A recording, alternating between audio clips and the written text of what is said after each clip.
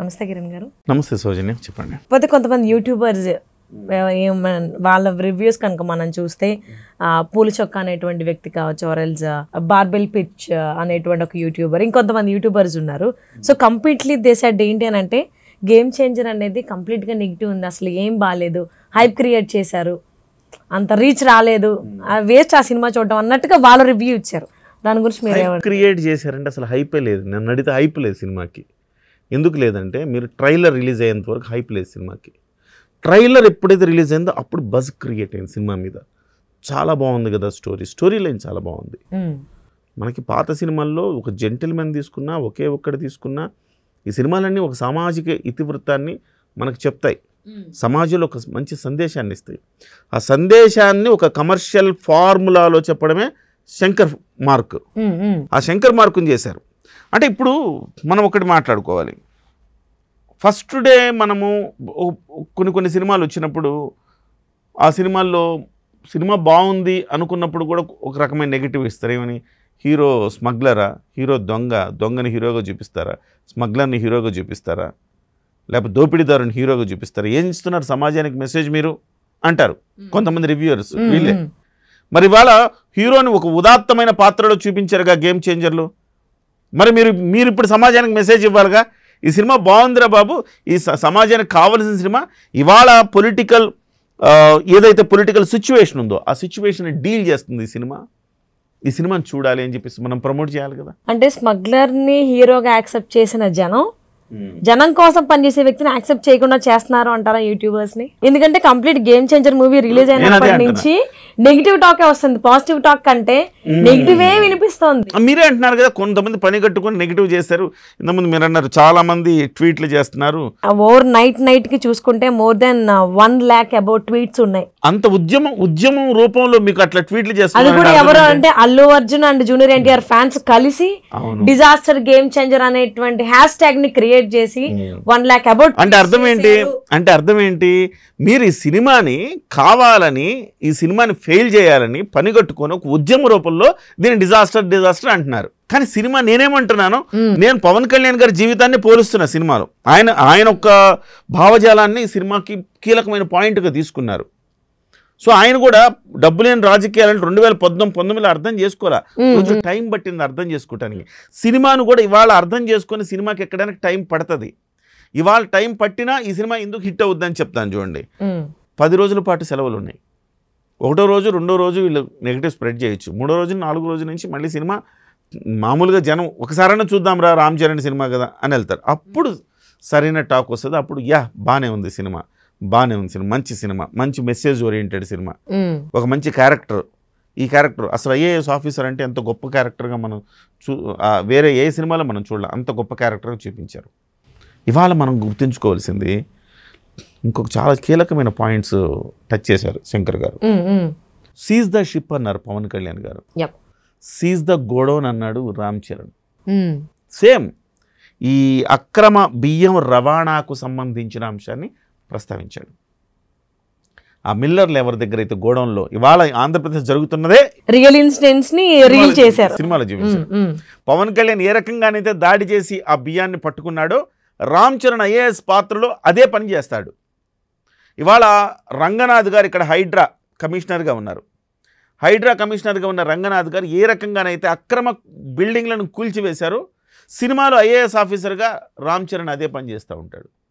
So ఒక ఇసుక మాఫియాని ఏ రకంగా అయితే పవన్ కళ్యాణ్ బద్దలు కొట్టాడో ఆ రకంగా ఇసుక మాఫియాకు సంబంధించి సినిమాలో ఇవాళ తెలంగాణలో ఆంధ్రలో జరుగుతున్న ఇతివృత్తాలను అక్కడ చూపిస్తారు.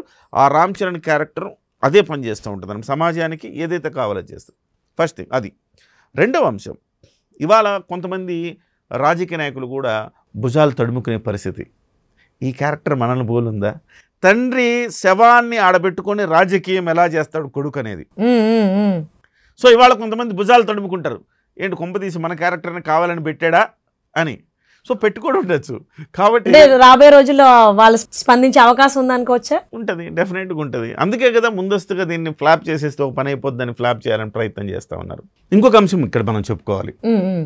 ఐఏఎస్ ఆఫీసర్ అంటే పొలిటీషియన్ దగ్గర బానిసలాగా బంట్రొత్తులాగా ఉన్న పరిస్థితులు మనం చూసాం.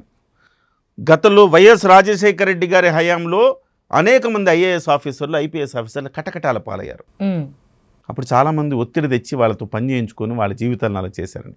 నువ్వు ఒత్తిడి తెచ్చినా నువ్వు పని చేయకుండా ఉండటానికి నీ దగ్గర ఆ పవర్ ఉంది అని ఈ సినిమాలో ఐఏఎస్ ఆఫీసర్ నిరూపించారు. ఈ మధ్య కాలంలో గత 5 ఏళ్లుగా జగన్మోహన్ రెడ్డి గారి పరిపాలనలో కొంతమంది ఐపీఎస్లు ఇవాళ కేసులు ఎదుర్కొంటున్నారు. వాళ్ళందరూ కూడా అసలుకి నిజాయితీగా పనిచేస్తే మనల్ని ఒక పొలిటీషియన్ ఏమీ పీకలేడు అని చెప్పి ఈ సినిమాలో చూపిస్తాడు.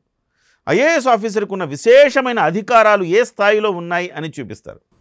ఒక ముఖ్యమంత్రో మంత్రో ఐఏఎస్ ఆఫీసర్ని డిక్టేట్ చెయ్యలేడు అనేది చూపిస్తారు. అంటే ఇవాళ ఐఏఎస్ ఆఫీసర్లు ఏం నేర్చుకోవాలి ఈ సినిమా చూసి? నిజంగా అంత నిజాయితీగా ఉండాలిరా బాబా ఐఏఎస్ ఆఫీసర్ అంటే. అంత ఉదాత్తమైన క్యారెక్టర్ చూపించారు సౌజన్య గారు. కిరణ్ గారు, మరి ఈ యూట్యూబర్స్ ఎవరైతే ఉన్నారో ఏ సినిమా వచ్చినా ముందు రివ్యూ ఇచ్చేస్తారు, వాళ్ళు చూసినా చూడకపోయినా. సో మరి గేమ్ చేంజర్ రిలీజ్ అవ్వగానే కూడా వాళ్ళు కూడా మీరు ఎన్నైతే పాజిటివ్ చెప్పారో వాళ్ళు అన్ని నెగిటివ్ తీసుకొచ్చి చూపిస్తున్నారు అక్కడ. సో అది ఏమన్నా ఏవైతే ఆడియన్స్ ఉన్నారో వాళ్ళ మీద నెగిటివ్ ఎఫెక్ట్ అంటే ఇన్ఫ్లుయెన్స్ చూపించేటువంటి అవకాశం ఉంది అని అంటారా అనరా? ఏమంటారు మీరు? కొంత ఇన్ఫ్లుయెన్స్ డెఫినెట్గా అవుతుందండి. ఎవ్వళ్ళు ఏ సినిమాని లేపలేరు, అదే సమయంలో పడేయలేరు. ఓకే, సినిమాలో దమ్ము ఉంటే ఆటోమేటిక్గా 4 రోజుల తర్వాత అయినా పికప్ అవుతుంది. నేనేమంటున్నానంటే ఈ 10 రోజుల పాటు సెలవులు కాబట్టి ఆటోమేటిక్గా ఎంతో కొంత పికప్ అయి ఆ సినిమా పికప్ అవుతుంది. నేనంటున్నాను బ్లాక్ బస్టర్ అద్భుతం బ్రహ్మాండం బద్దలైపోద్ది అని నేను చెప్పట్లా. సినిమా చాలా బాగుంది అని చెప్తున్నా. సినిమా సూపర్ హిట్ అని చెప్తున్నా. అంతవరకే చెప్తున్నా నేను. సినిమా బ్లాక్ బస్టర్ అంటే వెంటనే పుష్ప 2తో కంపేర్ చేస్తారు. ఇవాళ సమాజంలో జనం కూడా ఆలోచించాల్సింది, మనం ఒక స్మగ్లర్ క్యారెక్టర్ని మనం ఇష్టపడతామా, లేకపోతే ఒక మంచి క్యారెక్టర్ని, మనం ఒక ఉదాత్తమైన పాత్రని. మొన్న చర్చ వచ్చింది చూసారా, జాతీయ అవార్డు వచ్చినప్పుడు నేను దాన్ని కూడా నేను ఖండించాను అనుకోండి. చర్చ ఏమో జాతీయ అవార్డు వచ్చినప్పుడు ఒక స్మగ్లింగ్ చేసేవాడికి జాతీయ అవార్డు ఇస్తారా? సో స్మగ్లింగ్ చేసేవాడికి జాతీయ అవార్డు ఇస్తారా అంటే మరి ఈ సినిమాలో రామ్ చరణ్ గారు అద్భుతమైన పాత్ర పోషించారు, దీనికి రావాలి జాతీయ అవార్డు. మరి వీళ్ళందరూ కోరుకోవాలి జాతీయ అవార్డు రామ్ చరణ్కి రావాలి అని. ఎందుకంటే ఫ్లాష్ బ్యాక్లో అప్పన్న క్యారెక్టర్ ఉంటుందండి, అద్భుతంగా పండించాడు రామ్ చరణ్ గారు. ఆయన మరొక్కసారి మనకి రంగస్థలం గుర్తొస్తుంది. ఎమోషన్ సీన్స్లో అండి రామ్ చరణ్ నటన నెక్స్ట్ లెవెల్ ఉంటుంది. మీరు రంగస్థలంలో చూస్తే తన సోదరుడు చనిపోయినప్పుడు ఆ సన్నివేశం సుకుమార్ కూడా కట్ చెప్పడం మర్చిపోయాడంట, అంతలా లీనమైపోయాడు. సో ఎమోషనల్ సన్నివేశాల్లో రామ్ చరణ్ నటన పీక్స్ అని చెప్పాలి. ఎవరైనా ప్రతి రసం పండించవచ్చు, ఎమోషన్ పండించిన వాడు గొప్పోడవుతాడు. ఆ ఎమోషన్ పండించడం చాలామంది పెద్ద పెద్ద హీరోలకు కూడా రాదు, అందరికీ రాదు. రామ్ చరణ్ ఎమోషన్ని అద్భుతంగా పండించాడు ఆయన. అదొక సీను, తర్వాత ఇంకో సెకండ్ హాఫ్లో ఇంకొక సీన్ వస్తుంది. ఈ 2 సీన్స్లో రామ్ చరణ్ పెర్ఫార్మెన్స్కి మనకు కూడా కళ్ళలో నీళ్ళు వస్తాయి. సో సుకుమార్ గారు ఎందుకు చెప్పారు ఇది జాతీయ అవార్డు పెర్ఫార్మెన్స్ ఇది అని ఎందుకు చెప్పారంటే ఈ సీన్ల వల్ల చెప్పారు. సో ఆ రకంగా చూస్తే మీకు ఒక మంచి సినిమా సౌజన్య గారు, ఎలాంటి శషభిషలు లేకుండా అనవసరంగా ఈ రివ్యూలు చూసి మనసులో ఒక నెగిటివిటీ స్ప్రెడ్ చేసుకొని వెళ్లకుండా సినిమా చూస్తే డెఫినెట్గా నచ్చుద్ది. అంటే ఒక స్మగ్లర్ని హీరోగా చూపించిన సినిమాలో ఆడియన్స్ అందరూ యాక్సెప్ట్ చేశారు ఆ సినిమాని. ఎలా యాక్సెప్ట్ చేశారు ఎంతవరకు అనేది మనం అందరం చూసాం. ఇప్పుడు గేమ్ చేంజర్ సినిమాలో రామ్ చరణ్ గారు స్మగ్లర్గా కాకుండా ఒక బాధ్యత గల వ్యక్తిగా, అసలు బాధ్యత గల వ్యక్తి ఎలా ఉండాలి, ఎలా తన చుట్టుపక్కల ఉన్నటువంటి వాళ్ళని ఎలా పని చేయించుకోవాలి, ఎలా పని చేయాలి డబ్బులు తీసుకోకుండా ఏంటి అనేది మనం చూడడం జరుగుతోంది, చూడబోతున్నారు ఇంకా కొంతమంది.